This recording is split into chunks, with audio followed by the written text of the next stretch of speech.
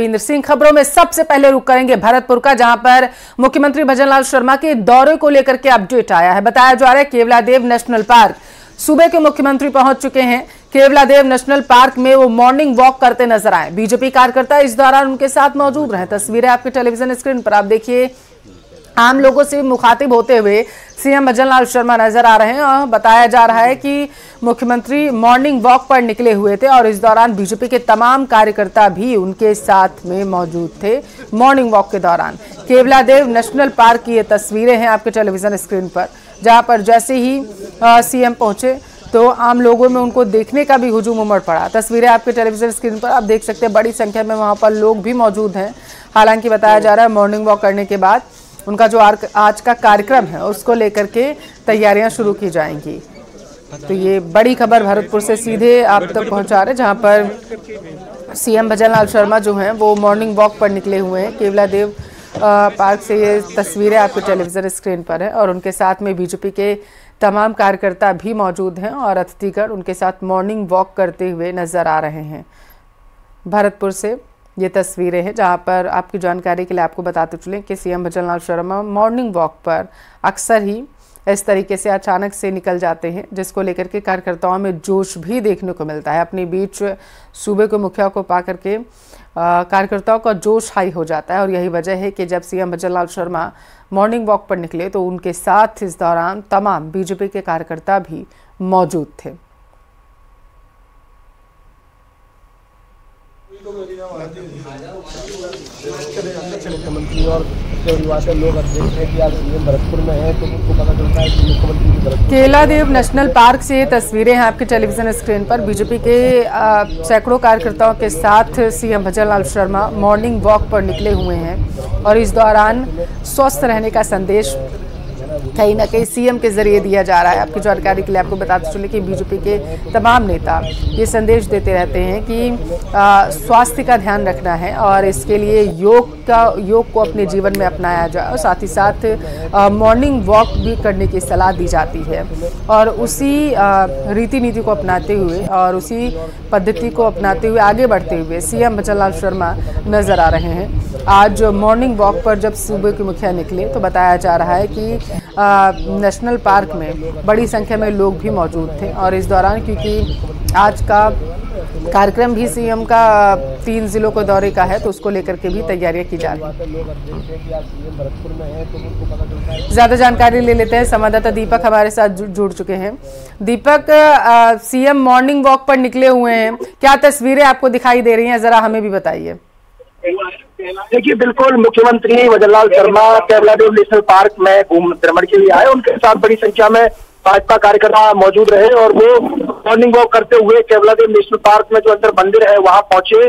भोलेनाथ की उन्होंने ढोक लगाई और वहां पर दर्शन किए और उसके बाद अब वो वापस केवलादेव नेशनल पार्क से निकल रहे हैं। उधर से वो मॉर्निंग वॉक करते हुए आए थे और इधर से वो जो ई रिक्शा है उसमें बैठ करके और वापस निकल रहे हैं। उनके साथ में बड़ी संख्या में भाजपा कार्यकर्ता मौजूद है, चाहे वो जिलाध्यक्ष हो, उसके साथ साथ बीजेपी कार्यकर्ता जो है चाहे वो यहाँ के हों चाहे डीग के हों, संख्या में मौजूद है। गृह राज्य मंत्री जवाहर सिंह बेड़म भी उनके साथ मौजूद है।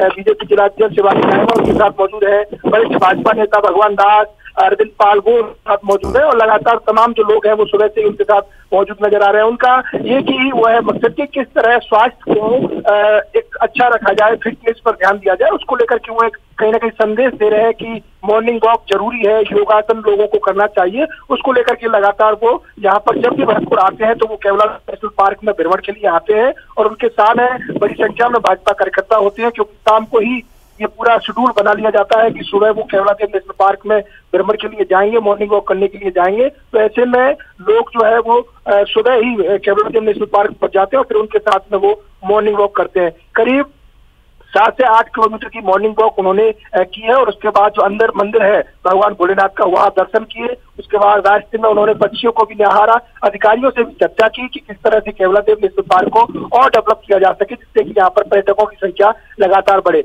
अभी भी बड़ी संख्या में यहाँ पर पर्यटक आते हैं। लगातार पर्यटक जो आए थे सुबह उनसे भी उन्होंने चर्चा की, बातचीत की और लगातार यहाँ पर व्यवस्थाओं को देखा। घना प्रशासन मानस सिंह उनके साथ मौजूद रहे, जिला कलेक्टर और अन्य अधिकारी उनके साथ मौजूद रहे और तमाम विस्तार को लेकर की चर्चा की गई कि क्या और ऐसी चीजें केवला देव नेशनल पार्क के अंदर की जा सकती है, जिससे कि यहाँ पर जो पर्यटक आए वो आकर्षित हो और लगातार यहाँ पर्यटकों की संख्या बढ़े। जी, अपने बीच में सूबे के मुखिया को अचानक पाकर के लोगों का रिएक्शन कैसा दिखाई दिया आपको? देखिए, लोगों का रिएक्शन एकदम अच्छा था। लोगों का कहना था कि प्रदेश के मुखिया भजनलाल शर्मा हमारे बीच है, हमको बहुत अच्छा लग रहा है। लोग जो यहाँ पार्क में सुबह घूमने के लिए आते थे, चाहे वो बाहर के हो या फिर भरतपुर के हो, वो अपने आप को ऐसा महसूस कर रहे थे कि खुद सूबे के मुखिया हमारे बीच है। इससे ज्यादा हमारे लिए और क्या बड़ी खुशी हो सकती है। और सबसे बड़ी बात यह है कि भरतपुर जब भी वो आते हैं तो उनका ये पूरी दिनचर्या रहती है कि वो सुबह मॉर्निंग वॉक पर घने में आते हैं, तो लोगों को उम्मीद रहती है कि वो आएंगे, हम उनसे मुलाकात करेंगे, अपनी बातों को रखेंगे, तो वो खुल करके लोगों से बातचीत करते हैं। यही उनकी संवेदनशीलता है और लगातार इसी को लेकर के जो लोग हैं उनके एक खुशी का जो माहौल है वो नजर आता है। खुद गृह राज्य मंत्री भी ई साइकिल से उनके साथ में चल रहे हैं, तो वो भी ये कह रहे हैं कि किस तरह से एक संदेश दिया जाए कि ई साइकिल अब नई शुरू की गई है केवला देव नेशनल पार्क में, तो उसको भी यहाँ पर बढ़ाया जाए, इसको विस्तार किया जाए, जिससे कि पर्यटक लगातार आए, यहाँ पर उनको सुविधाएं मिल सके। और तमाम जो लोग यहाँ पर मौजूद हैं, चाहे वो बाहर से आए हुए पर्यटक हो, लगातार उन्होंने बातचीत की तो वो बड़े खुश नजर आए। क्या किसी व्यक्ति ने सीएम से मुलाकात करके अपनी कोई समस्या उनके सामने रखी है? देखिए, समस्या ठीक कोई सामने नहीं आई, लेकिन जो लोग पार्क में घूम रहे थे उन्होंने बेहद उसके साथ में नम्रता के साथ में उनसे बातचीत की, तो वो बड़े खुश नजर आए। कुछ लोगों ने उनके साथ फोटो भी खिंचवाई जो पार्क में घूमने के लिए आए थे। तो यानी कि वो एक आम इंसान की तरह, जिस तरह से लोगों के साथ नजर आते थे पहले मुख्यमंत्री बनने से पहले, उसी अंदाज में अब मुख्यमंत्री बनने के बाद भी नजर आए। क्योंकि सबसे बड़ी बात यह है कि जब वो मुख्यमंत्री बनने से पहले भी इसी केवला देव नेशनल पार्क में घूमने के लिए आते थे, मॉर्निंग वॉक पर आते थे, तब भी लोग उनके साथ रहते थे। तो उसी अंदाज में वो मुख्यमंत्री बनने के बाद भी उसी अंदाज में नजर आए। और यही उन लोगों का कहना है कि बदलाव जो है वो किस तरह होता है, लेकिन मुख्यमंत्री बनने के बाद वही नम्रता मुख्यमंत्री भजनलाल शर्मा नजर आई। जी, तो नेशनल पार्क से सूबे के मुखिया निकल चुके हैं, आगे का उनका कार्यक्रम जरा बताएंगे आप? देखिए, बिल्कुल, अब वो यहाँ से निकल रहे हैं। निकलने के बाद सीधे सर्किट हाउस पहुंचेंगे। सर्किट हाउस में लोगों से मुलाकात करेंगे। मुलाकात करने के बाद यहाँ से वो सीधे आगरा जाएंगे और आगरा से वो हवाई यात्रा द्वारा जो अन्य आगे की यात्रा है, आज कई जिलों में उनके कार्यक्रम है, उनमें शामिल होने के लिए जाएंगे। फिलहाल यहाँ से वो निकल रहे हैं, उसके बाद सीधे सर्किट हाउस पहुंचेंगे। सर्किट हाउस पहुंचने के बाद वो कुछ कार्यकर्ताओं से मुलाकात करेंगे जो शेड्यूल है, और उसके बाद करीब 10 बजे के लगभग वो आगरा के लिए निकलेंगे, जहाँ से वो हवाई मार्ग द्वारा अन्य जो यात्रा है आगे की उसको तय करेंगे। जी, क्या बीजेपी कार्यकर्ताओं को और आम लोगों को सीएम ने स्वास्थ्य को लेकर के कोई टिप्स दिए? देखिए, बिल्कुल स्वास्थ्य को लेकर के बीजेपी कार्यकर्ता और आम लोगों को टिप्स दिए कि किस तरह से स्वास्थ्य को अच्छा रखा जाए, उस पर ध्यान दिया जाए, योगासन किया जाए, लगातार फिटनेस को लेकर के मॉर्निंग वॉक किया जाए। इन तमाम चीजों को लेकर के लगातार वो यहाँ पर गाइड करते हुए नजर आए और उन्होंने यही कहा कि स्वास्थ्य सबसे पहली चीज है, अपने स्वास्थ्य को फिट रखें, यही सबसे बड़ी चीज है। और किस तरह, यानी कि उनका मकसद है कि पहला सुख निरोगी काया, उसको लेकर के वो लगातार यहाँ पर कार्यकर्ताओं के बीच और आमजन के बीच संवाद करते हुए नजर आए। जी, बहुत शुक्रिया आपका दीपक, तमाम जानकारी पहुंचाने के लिए। तो ये इस वक्त की बड़ी खबर है। आपके टेलीविजन स्क्रीन पर हमारे संवाददाता जानकारी दे रहे थे कि किस तरीके से सूबे के मुखिया सीएम भजनलाल शर्मा जब भरतपुर पहुंचे तो वो मॉर्निंग वॉक पर निकले और इस दौरान बड़ी संख्या में लोगों को वहां पर मौजूद थे जो उन्हें देखने के लिए लालायित नजर आए। बहुत सारे लोगों ने सीएम के साथ सेल्फी भी ली है। तो आज 3 जिलों के दौरे पर सीएम रहने वाले हैं। सीएम डूंगरपुर, बांसवाड़ा, पाली का दौरा करेंगे। दोपहर 12:35 पर डूंगरपुर के खैरमाल गांव सीएम पहुंचेंगे। श्री जामुखंड भैरव जी मंदिर में वो पूजन अर्चन करते नजर आएंगे। जीर्णोद्धार महोत्सव कार्यक्रम को भी संबोधित करेंगे, ऐसी जानकारी निकलकर सामने आ पा रही है। तो सीएम भजनलाल शर्मा डूंगरपुर के खैरमाल गांव जाएंगे। दोपहर 12:35 पर खैरमाल गांव हेलीकॉप्टर से पहुंचेंगे। श्री जामुखंड भैरव जी मंदिर में पूजा करेंगे और इसके बाद श्री जामुखंड भैरव जी मंदिर जीर्णोद्धार महोत्सव कार्यक्रम में शिरकत करते हुए संबोधित करेंगे लोगों को।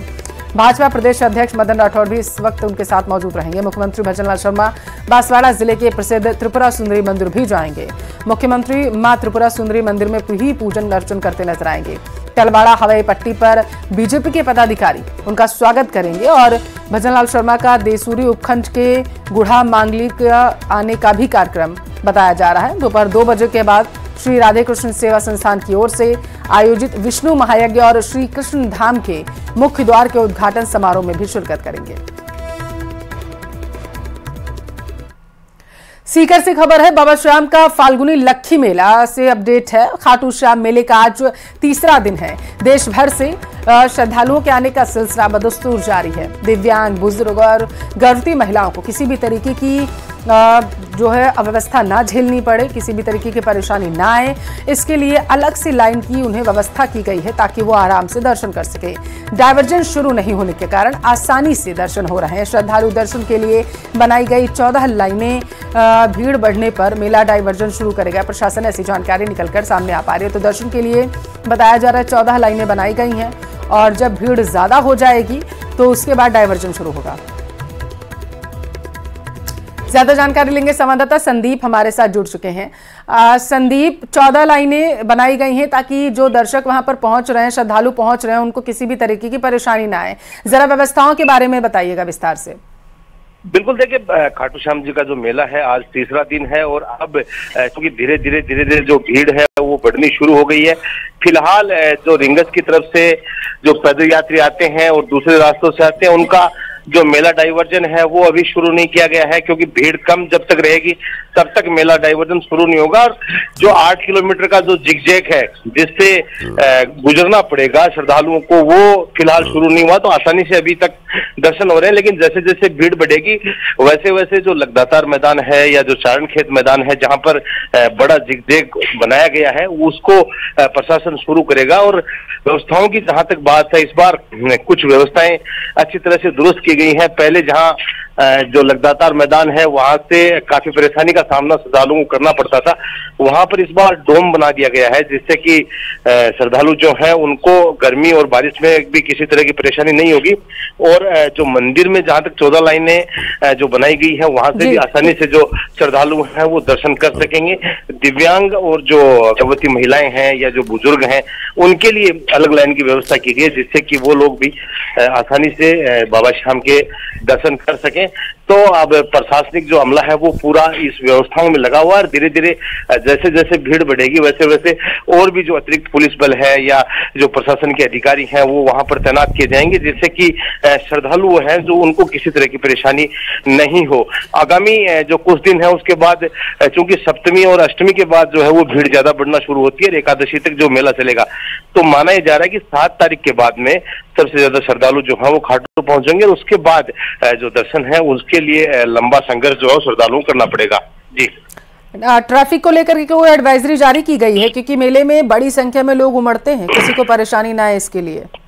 बिल्कुल, देखिए ट्रैफिक के लिए भी इस बार काफी कुछ बदलाव किया गया है। पहले एक ही पार्किंग में जो सभी वाहन हैं वो खड़े होते थे और मंडा रोड से जो गाड़ियां आती थी वही एक रास्ता था पार्किंग तक जाने का। वहां से हनुमानपुरा से जो डाइवर्जन शुरू किया गया था वो सीधा पार्किंग में जाता था। तो एक ही पार्किंग में जाने के लिए काफी संघर्ष जो है वो करना पड़ता था। लेकिन इस बार जो 3 रास्ते, जो दांतरामगढ़ की तरफ से रास्ता आता है, जो रेनवाल की तरफ से रास्ता आता है, उस तरफ भी जो है वो प्रशासन ने पार्किंग बना दी है।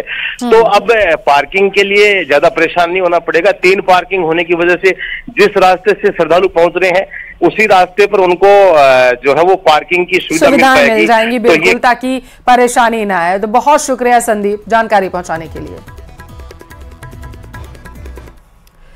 भीलवाड़ा में हो रहे अवैध संचालित सोनोग्राफी सेंटर और लैब सेंटर को लेकर भीलवाड़ा का चिकित्सा विभाग अलर्ट हो गया है, लगातार कार्रवाई को अंजाम दे रहा है। और इसके तहत भीलवाड़ा शहर के एक सोनोग्राफी सेंटर पर मुख्य चिकित्सा और स्वास्थ्य अधिकारी डॉक्टर सीपी गोस्वामी के नेतृत्व में चिकित्सा विभाग की टीम ने छापा मारते हुए सोनोग्राफी सेंटर को सीज किया।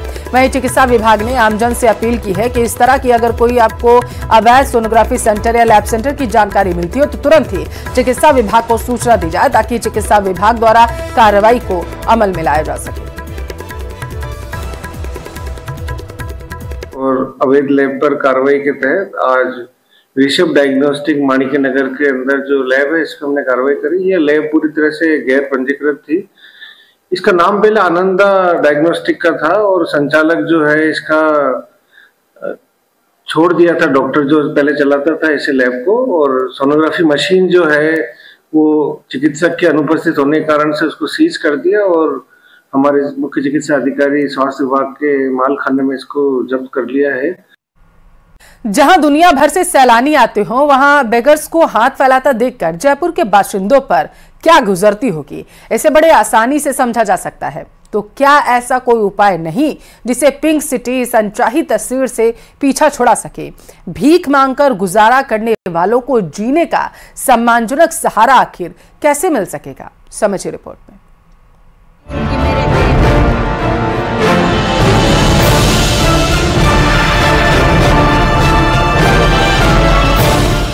शर्म आती है कि उस शहर में हम हैं कि जहां न मिले भीख तो लाखों का गुजारा ही ना हो। मायानगरी मुंबई पर दशकों पहले लिखा गया जानिसार अख्तर का ये शेर आज हर शहर पर हर्फ ब हर्फ लागू है। क्या करे, बाल लड़का मर गया 35 साल का, तो वो देने वाला है जो वो खत्म हो गया और सुविधा ही नहीं है हमारे को। आप कितना कमा लेती हो दिन भर में मांग कर?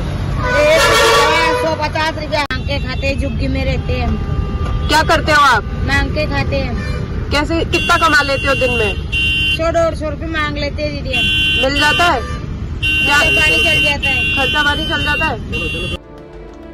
भिक्षावृत्ति मजबूरी, जरूरत या फिर अपराध? इस सवाल का आप चाहे जो जवाब दें, लेकिन स्याह सच सिर्फ और सिर्फ इतना है कि भीख पर ही कुछ लोगों का गुजारा होता है। पिछली सरकार ने पिंक सिटी को भिखारी मुक्त शहर बनाने की कोशिश की। कुल 3000 भिक्षुकों की पहचान हुई। राजधानी में प्रशिक्षण केंद्र भी स्थापित किया गया, लेकिन कवायद का कोई नतीजा नहीं निकला।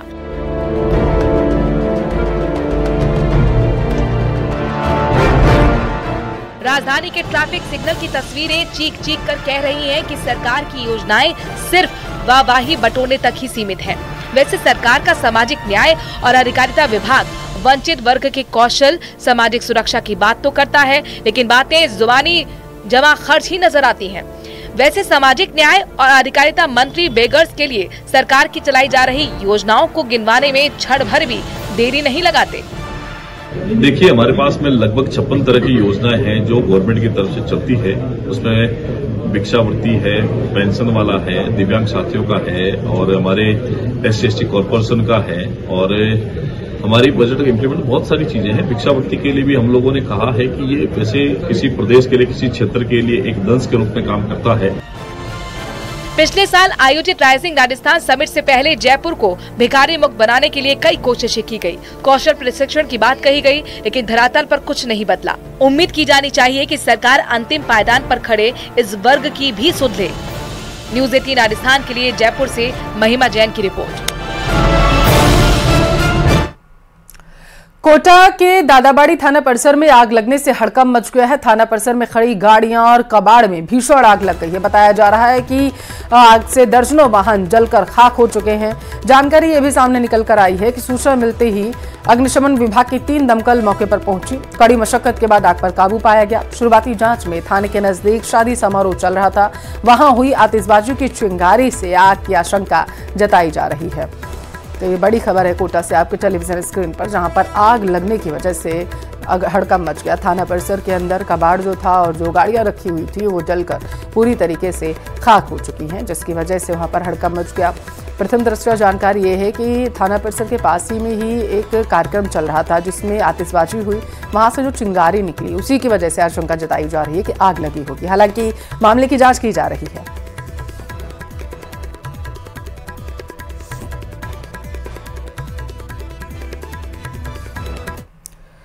तो रोडवेज प्रशासन ने कोटा से धौलपुर के लिए रोडवेज की नई बस सेवा शुरू की है। अब तक इस रूट पर रोडवेज की कोई बस नहीं थी। अब वाया सवाई माधोपुर, गंगापुर सिटी, सरमथुरा और करौली होते हुए धौलपुर तक रोडवेज की बस चलेगी। कोटा से बस रोज 8:30 बजे चलेगी। कोटा से धौलपुर के बीच सीधी ट्रेन भी नहीं है, जिसके चलते यात्रियों को भारी परेशानी का सामना करना पड़ता है। अब रोडवेज की नई बस शुरू होने से यात्रियों को फायदा होगा।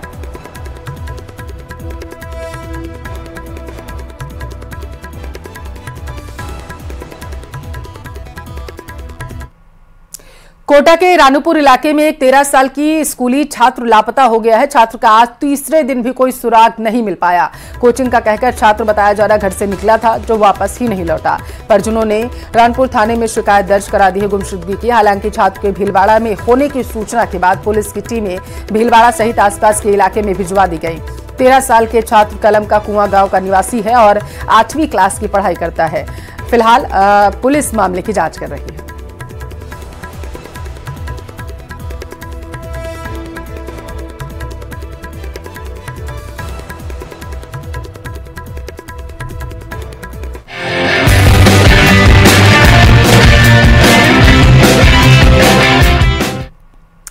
तो चैंपियंस ट्रॉफी में आज भारतीय टीम न्यूजीलैंड के खिलाफ खेलने उतरेगी। यह मैच इस बात को तय करेगा कि ग्रुप में कौन सी टीम टॉप पर रहने वाली है। जो भी टीम पहले नंबर पर रहते हुए सेमीफाइनल में पहुंचेगी, उसे ग्रुप बी की दूसरे नंबर की टीम से खेलना होगा।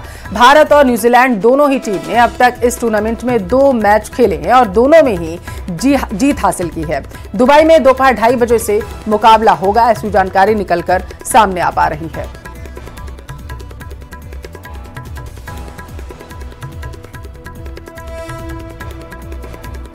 तो चैंपियंस ट्रॉफी में आज भारतीय टीम न्यूजीलैंड के खिलाफ खेलने के लिए उतरेगी। बताया जा रहा है कि ये मैच जो है निर्धारित करेगा कि कौन सी टीम जो है वो टॉप पर रहने वाली है। पहले नंबर पर रहते हुए सेमीफाइनल में जो टीम पहुंचेगी, उसे ग्रुप बी की दूसरे नंबर की टीम से खेलना होगा। भारत और न्यूजीलैंड दोनों ही टीम ने अब तक इस टूर्नामेंट में 2 मैच खेले हैं और दोनों में ही जीत हासिल की, जिसकी वजह से दोनों ही टीम एक ही पायदान पर नजर आ रहे हैं। दुबई में दोपहर 2:30 बजे से मुकाबला शुरू होगा और इस पर सभी की निगाहें टिकी हुई हैं, क्योंकि जो भी टीम जीतेगी वो टॉप पर आ जाएगी और दूसरी टीम के जो बी टीम होगी उसके दूसरे प्रतिद्वंदी से उसे खेलना पड़ेगा। तो ये बड़ी खबर है। दोपहर 2:30 बजे मैच शुरू होगा। और चलिए इसी के साथ फिलहाल के लिए इस बुलेटिन में इतना ही।